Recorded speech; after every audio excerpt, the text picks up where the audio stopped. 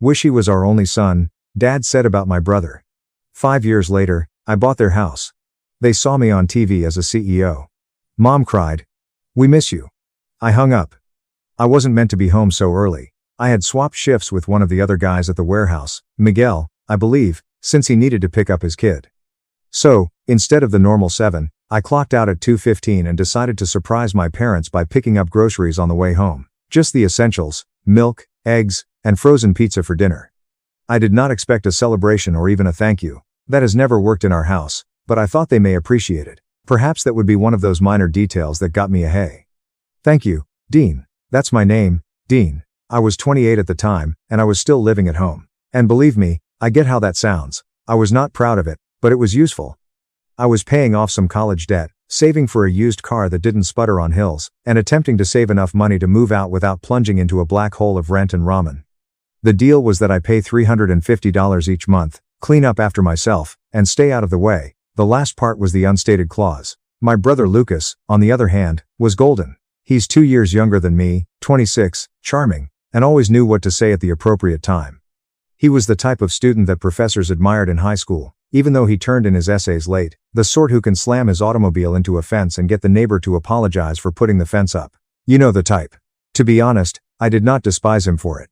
I used to admire it. I figured if I stayed near enough, some of that shine may rub off on me. But, with time, I began to notice the trend. Every time I got a B+, he earned an A-.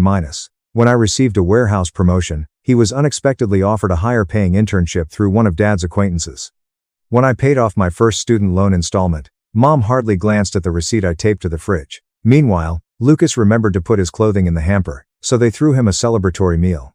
Okay, not literally, but you get the idea. Still, I told myself I was overreacting, that it was just natural favoritism that occurs when one child is easier to brag about than another. I kept my head down, worked, cleaned, paid the rent, and bit my tongue. That afternoon, I entered through the rear door, arms full of grocery bags. The home was abnormally silent. There's no TV or Lucas, just the quiet hum of voices in the kitchen. I figured they hadn't heard me enter. Then I heard my father's voice. I sometimes wish Lucas was our only child. I came to a halt and halted in the hallway, like if a ghost was haunting the laminate flooring. My stomach fell, but part of me, a naive, hopeful shard, felt he was joking and that there would be a punchline. Something like, life would be dull, right? But then Mom spoke. I know what you mean, she answered casually. It is just easier. He's not as emotionally needy or dramatic. They then chuckled. Not just a chuckle, but a genuine laugh. The kind that fills a room and bounces off its walls. I stood for 4 minutes. I counted.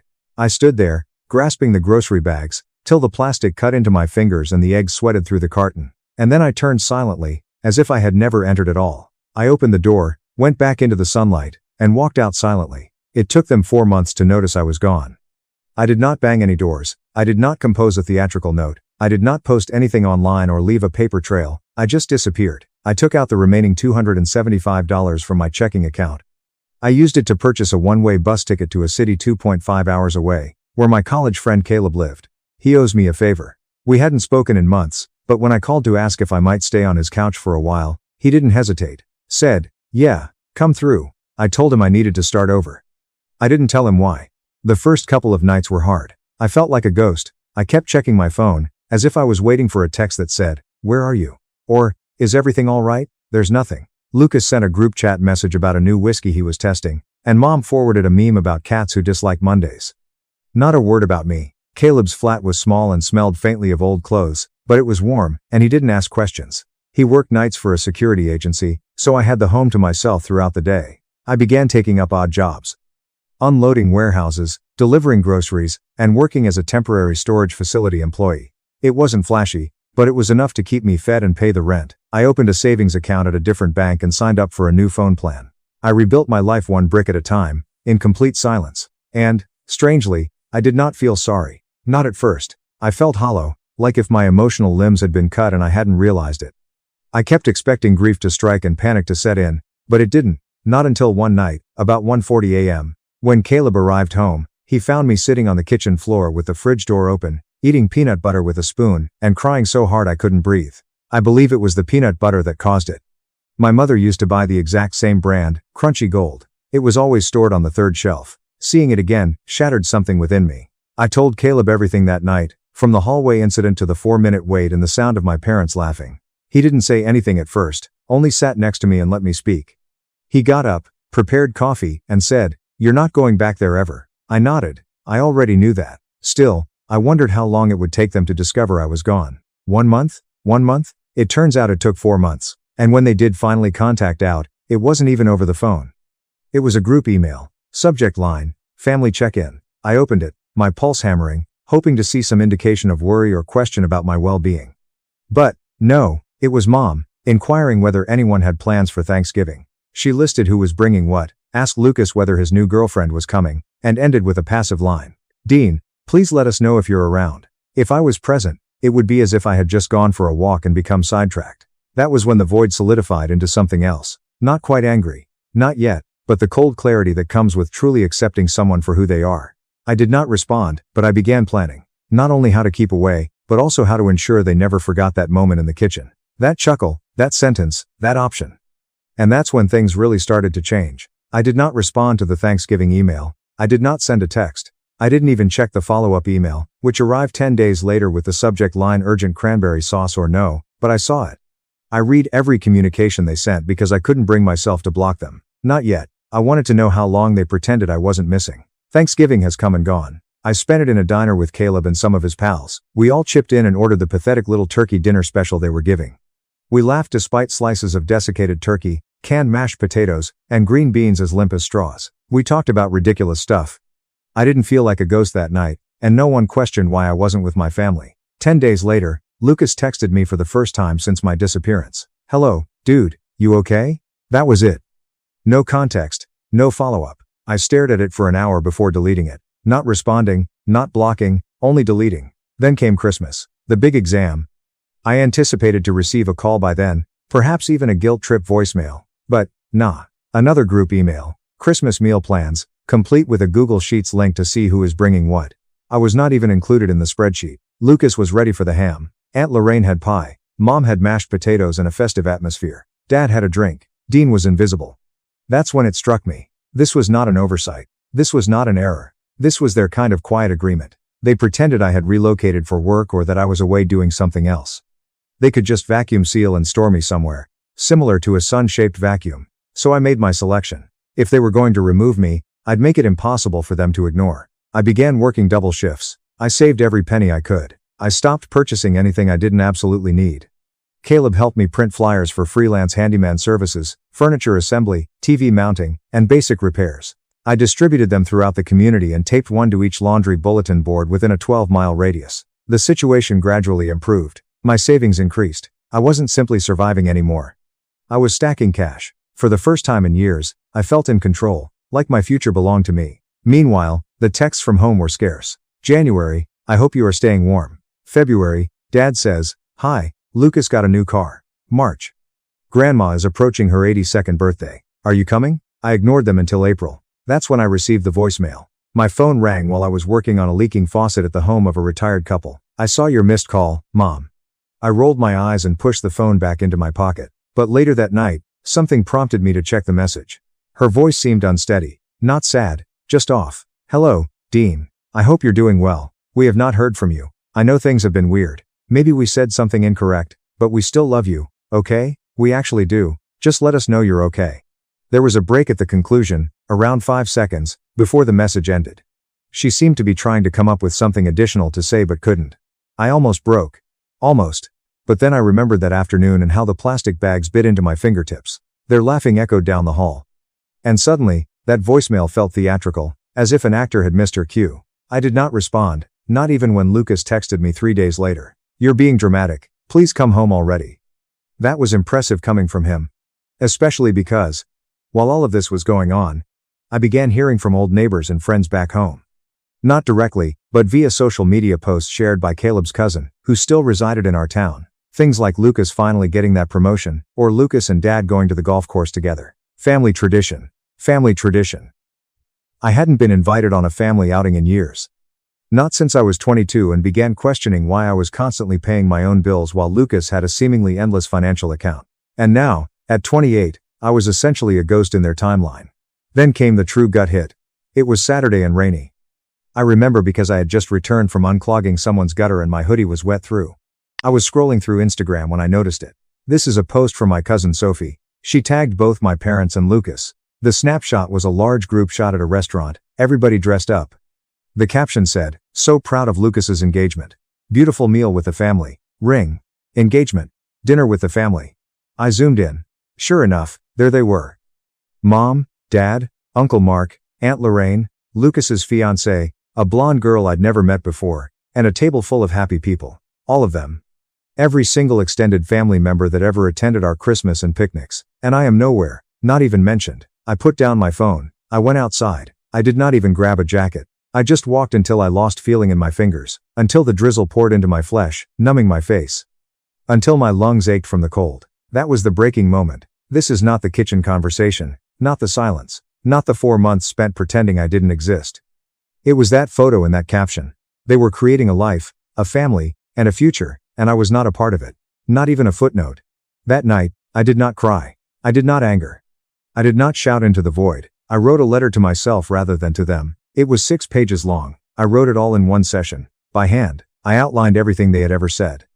Every time, they dismissed me. Every time Lucas was commended for breathing, I was chastised for attempting. I wrote everything, and then I destroyed everything. Not for symbolism, but to stay warm while the space heater sputtered in the corner. And then I devised a fresh idea, not only to move on, but to advance. To create something so impenetrable, so unmistakable, that when they recognized what they had done, it was too late. The door would be closed, secured, and buried in concrete. And just when I thought the universe was going to give me a break, it threw me another curveball. Lucas called, not texted or emailed. He did call. It was Tuesday.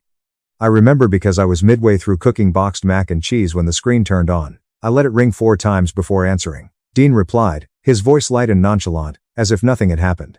Yes, I said flat. Hey, man, it has been a long time since we spoke. Yes, he laughed awkwardly. So, I have some major news. I said nothing. I am getting married. He continued in July. We have decided to go to the beach. Mom and Dad are assisting out. It's going to be massive. Like, everyone is coming. I looked at the saucepan of boiling noodles. Do you want me to come? I said, not a question. Okay, yeah, you are my brother. I waited. He said nothing else, so I asked why now. He paused. Look, Mom has been rather upset. You know how she is. Emotional.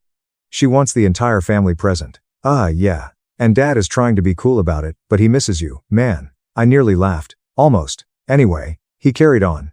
We believed this would be a good opportunity to eliminate whatever craziness was going on. Squash, I repeated. Yeah. You know, bury the hatchet. There was a prolonged hush. Dean, he mentioned. I inhaled slowly and then exhaled. I said, I'll think about it, because I knew they hadn't changed. They were not sorry. They only wanted a lovely wedding shot. And that was the greatest betrayal yet. I didn't attend the wedding. I never said no. After that call, I let the days pass, one by one, until July arrived and the beach wedding was over. There was no RSVP, message, apology, or guilt, just nothing. And amid the silence, I expected to feel something. Regret, perhaps, or humiliation, a knot in my stomach for not being the bigger person. But I did not. I had a peculiar sense of tranquility. A numb, frigid tranquility, but peace nonetheless. I felt as if I had finally stopped picking at a wound and let it to heal. Then followed the crash. Not the dramatic type. No job loss, no betrayal by a friend, no medical emergency, just the gradual type, the kind that seeps into your bones in the silence, after you've left everything behind.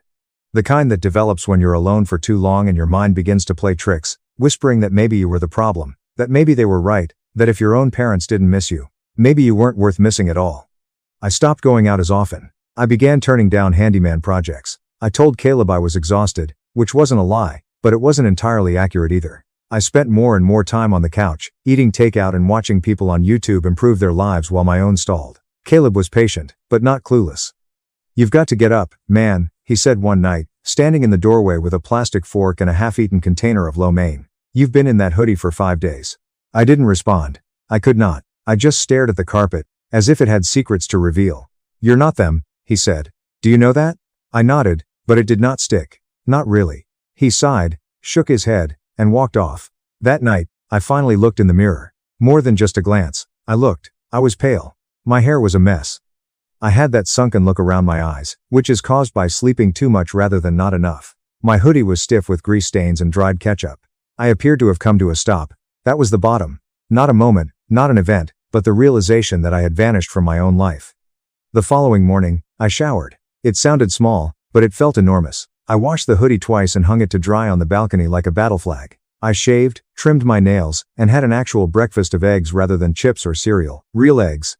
And then I opened my notebook. That battered spiral notebook where I kept lists of every skill I possessed, every business idea I'd ever had, and every dream I'd put off because I was too busy trying to be the kind of son who might earn a "we're proud of you." And I turned to the page titled "Someday." At the top of that page were the words, "Own something real, something mine, something they can't take or ignore." It struck me like a punch. I didn't just want to avoid my parents. I wanted to create something that they couldn't deny. So I chose the idea that I had circled 3 times: custom woodworking and repairs. It sounded simple, but I had a vision. Making things rather than just fixing them. Handmade furniture, home improvements, wood accents, personalized shelving, all the things I used to help my grandfather build in his garage before he died. Stuff that lasted. I didn't have the money to rent a shop, but I did have 2 hands, a few tools, and enough money saved to complete one solid project. So I made a bench, sanded it smooth, burned a pattern into the seat with an old wood burner I found on Facebook Marketplace, stained and sealed it, and posted it online with the caption "Handmade. Custom. One of one." It sold in 2 days for just $180, but it felt like winning the lottery. So I created a second one. This time, it's a coffee table. 10 days later, someone messaged me, asking if I could do a complete set, including table, chairs, and shelves. I did not sleep that night. I kept thinking that they wanted more. They want something I made. That marked the beginning of Second Grain. The name came from a dumb conversation with Caleb about how wood has a first grain, which you can see right away, and then a second grain, which is deeper, more subtle, and only visible when the light hits it just right. "You're the second grain," he explained. They never saw it, but it was always present. I registered the company name, created a basic website, and began doing jobs on weekends while still taking on handyman work during the week. It was hard. I was always tired, but I was no longer depressed. And the best part? Every sale, client, and custom order was mine. It wasn't handed to me, nor did I get it because someone called or pulled a string. I deserved it. Dean, the kid who stood in a hallway listening to his parents laugh about how life would be better without him. That laugh echoed less and less each day, especially when I opened my email one night and found this. Subject: custom table as a wedding gift. Message: hello, I found your website through a friend. Your work is beautiful. I was wondering if you did custom engraving. My fiancé and I are getting married this fall, and we would love to have a custom gift table with our initials and date. Please let me know if you are available. Signed, Madeline Brooks. I stared at the screen. Madeline was Lucas's fiancée. She didn't know who I was. She must have found my website through a friend or a reshared post. However, the email footer contained their name and wedding date. I felt my heartbeat in my throat. I did not respond right away. Instead, I took a walk around the park, past the quiet tree-lined streets, allowing the wind to carry away the last of my hesitation. Because this was the first time I could reach back across the line they had drawn. Not with rage, not with shouting, but with evidence. Proof that I had value, had evolved into something, and had not vanished. I evolved. However, I knew that if I said yes, I would not do it for them. Not for Lucas, not for Mom, not even to make a point. I would do it for myself. To remind myself that I could be the type of man who shows up when it counts, even if no one else does.